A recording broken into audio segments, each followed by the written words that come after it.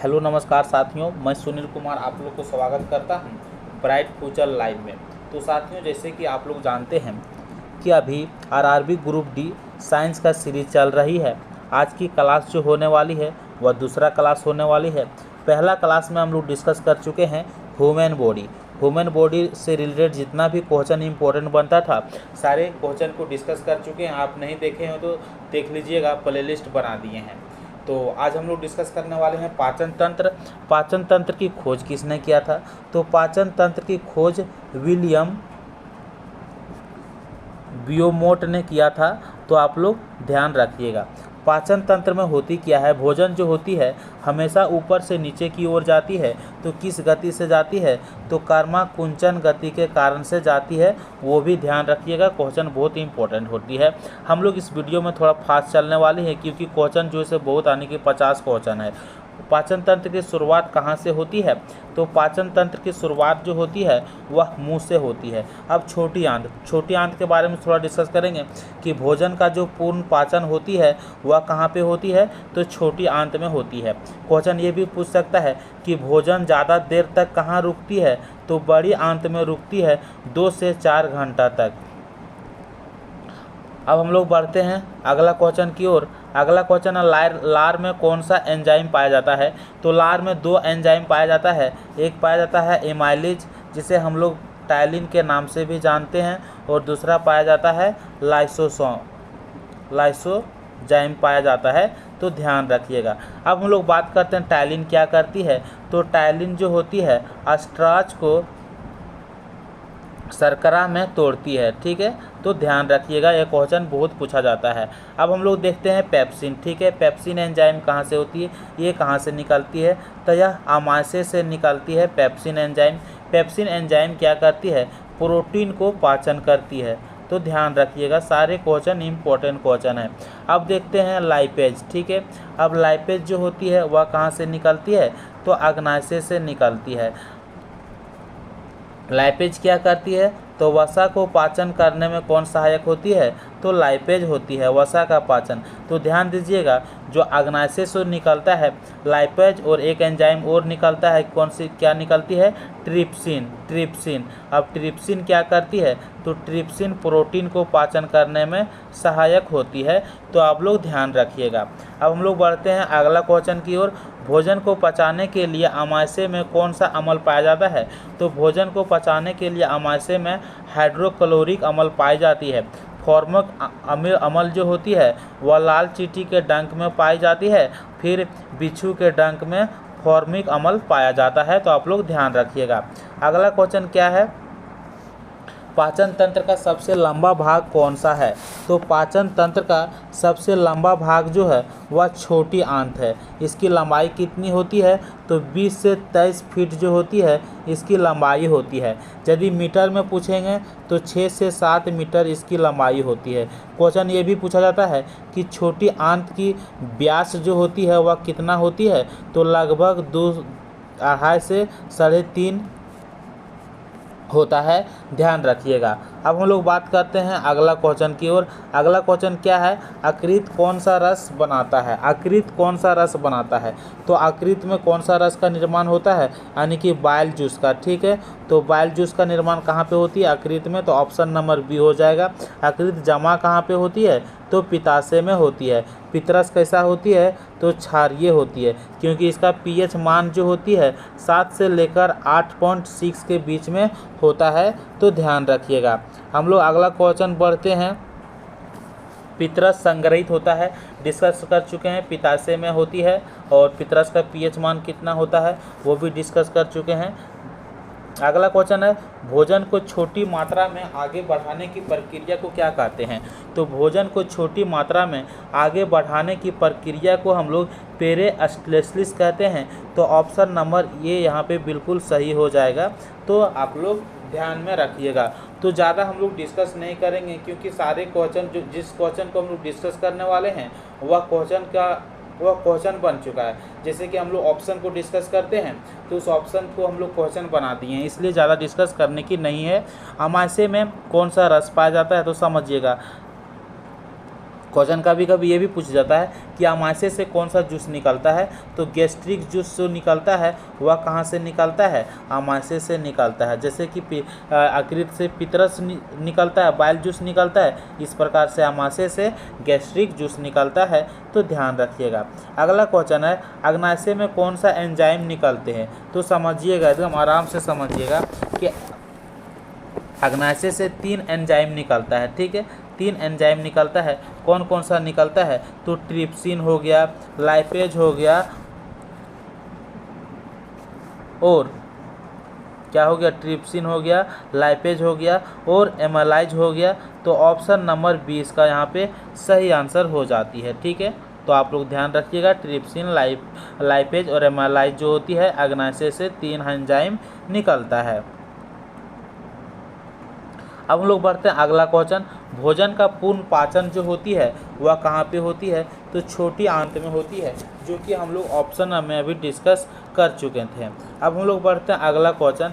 बड़ी आंत का मुख्य कार्य जो होती है वह क्या होती है, तो बड़ी आंत का मुख्य कार्य जो होती है जल का अवशोषण करना होती है। तो आप लोग ध्यान रखिएगा। अगला क्वेश्चन है पाचन की शुरुआत कहाँ से होती है, हम लोग डिस्कस कर चुके हैं, मुंह से होती है। पाचन में सबसे पहले कौन सा पोषक तत्व टूटता है, तो पाचन में सबसे पहले कौन सा पोषक तत्व टूटता है, तो स्टार्च टूटता है। आप लोग ध्यान रखिएगा। पाचन क्रिया में गैस्ट्रिक रस का क्या कार्य होती है, तो पाचन क्रिया में गैस्ट्रिक रस का जो कार्य होती है वह होता है प्रोटीन को पाचन करना। अगला क्वेश्चन देखते हैं।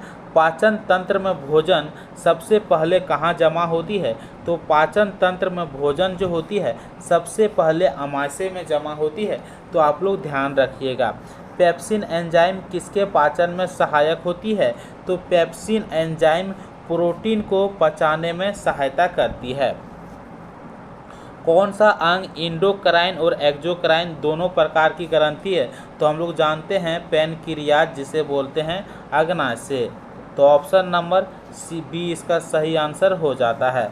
अम्लीय भोजन को क्षारीय बनाने में कौन सा रस सहायक होती है, तो अम्लीय भोजन को क्षारीय बनाने में कौन सा रस सहायक होती है, तो बाइल जूस होती है, जिसे हम लोग बोलते हैं पीतरस। अगला क्वेश्चन है लार की ग्रंथि कितनी होती है, तो लार की ग्रंथि जो होती है वह कुल 6 ग्रंथि होती है, लेकिन जोड़ी में पूछेगा तो 3 जोड़ी होती है। तो क्वेश्चन ये भी पूछ सकता है कि कौन कौन सा जोड़ी होगा, तो होता है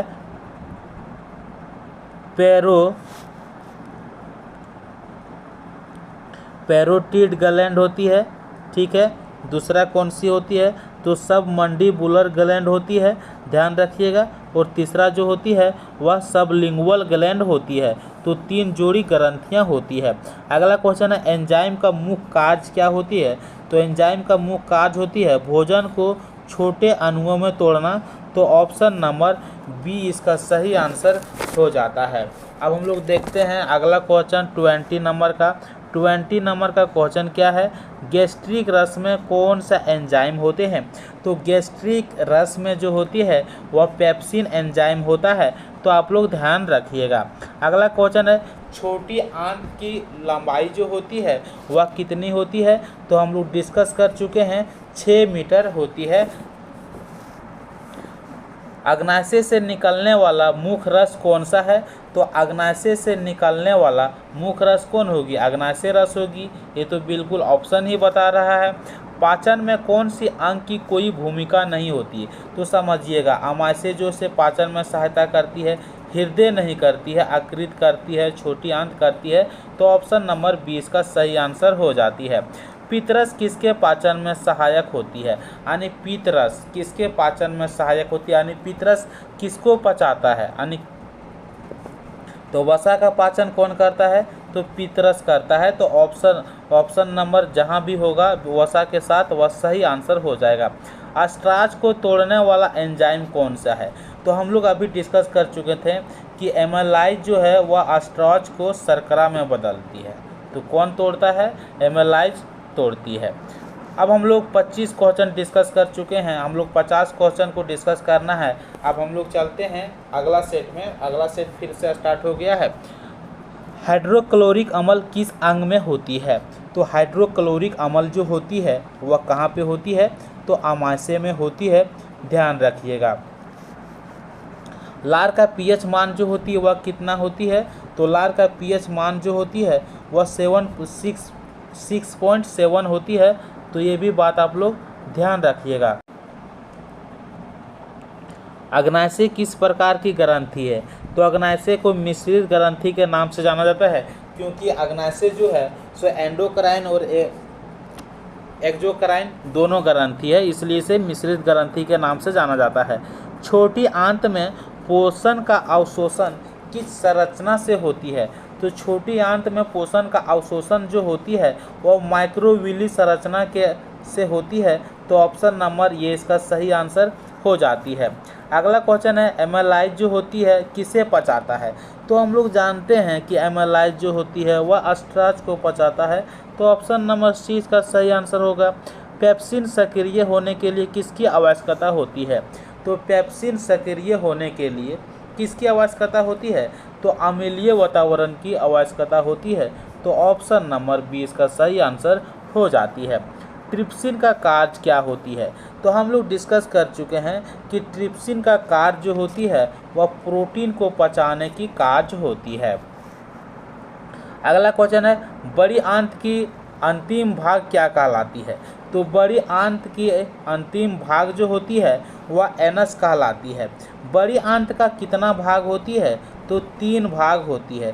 कौन कौन सा होती है, एक होती है कोलोन, ठीक है, दूसरा होती है रेक्टम और तीसरा होती है एनस।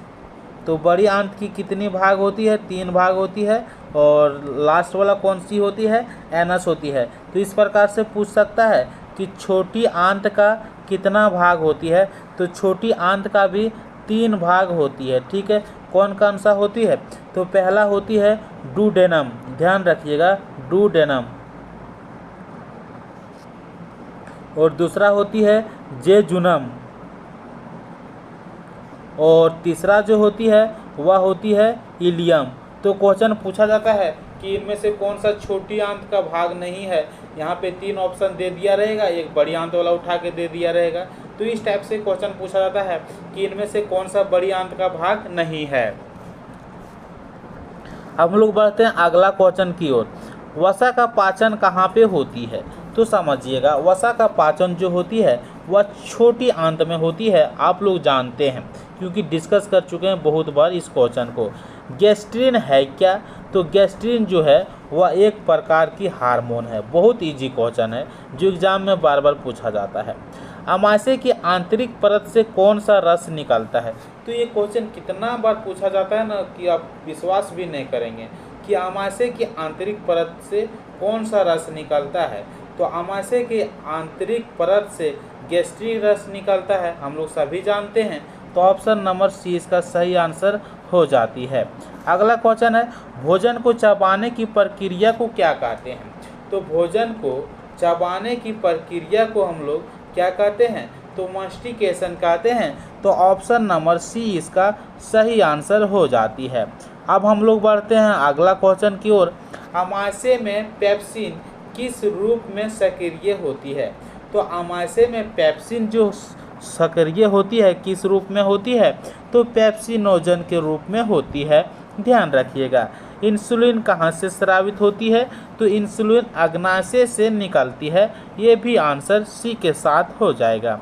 निम्न में से कौन सी एंजाइम प्रोटीन के पाचन में सहायक होती है, तो कौन सी एंजाइम है जो प्रोटीन की पाचन में सहायक होती है, तो प्रोटीन की पाचन में सहायक होने वाला एंजाइम जो है वह ट्रिप्सिन है। तो हम लोग क्वेश्चन नंबर ए से ही इसका डिस्कस कर रहे हैं।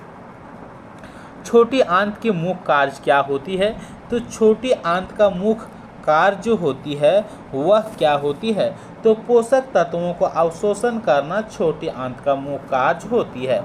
पेप्सिन किस पीएच पर सबसे क्रियाशील होती है, तो ध्यान दीजिएगा कि पेप्सिन किस पीएच पर, तो 150 से 2, ठीक है, 150 पीएच मान पर पेप्सिन जो होती है वह क्रियाशील होती है।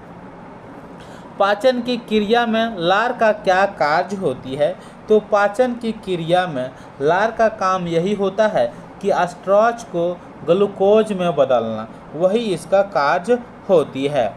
अगला क्वेश्चन है 19 नंबर का। 19 नंबर का क्वेश्चन है मल बनने की प्रक्रिया जो होती है वह कहाँ पे होती है? तो मल बनने की प्रक्रिया जो होती है वह बड़ी आंत में होती है। पाचन तंत्र में म्यूकस का कार्य क्या होती है? तो पाचन तंत्र में म्यूकस का जो कार्य होती है वो होती है भोजन को चिकना करना। तो ऑप्शन नंबर 20 का सही आंसर हो जाती है। मानव पाचन तंत्र में कुल कितने मुख्य ग्रंथियां होती है? तो मानव पाचन तंत्र में कुल कितनी ग्रंथियां होती है? तो ध्यान दीजिएगा 3 ग्रंथियां होती है। अब कौन कौन सा होता है तो चलिए डिस्कस करते हैं कि मानव पाचन तंत्र में कुल कितनी मुख्य ग्रंथियां होती है? तो 3 होती है। कौन कौन सा होती है? तो सबसे पहले होती है लाल ग्रंथि, ठीक है, ध्यान दीजिएगा।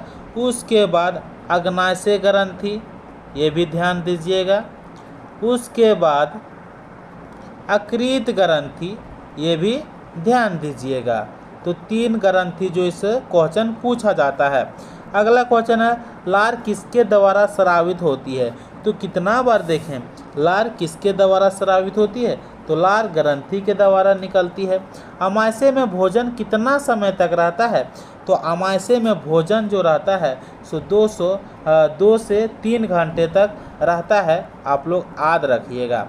अगला क्वेश्चन है कि भोजन में उपस्थित वसा को